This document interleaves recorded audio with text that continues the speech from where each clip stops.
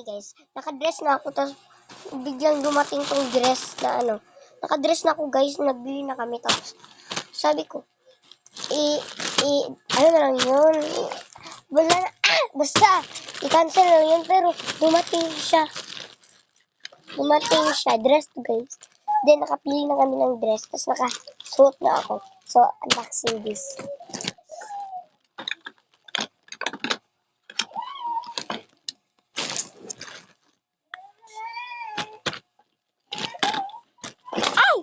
Namulog. So, I cut mga kasi sira na kasi ito yung stand ko.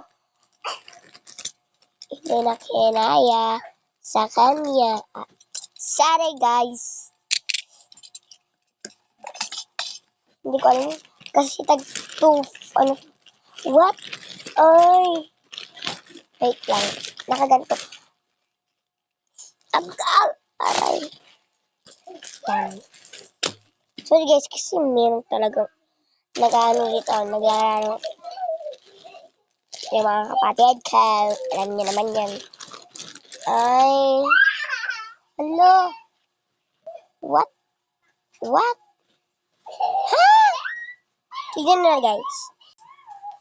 Tignan siya guys. I-reusap ko na rin pati yung mukha ko.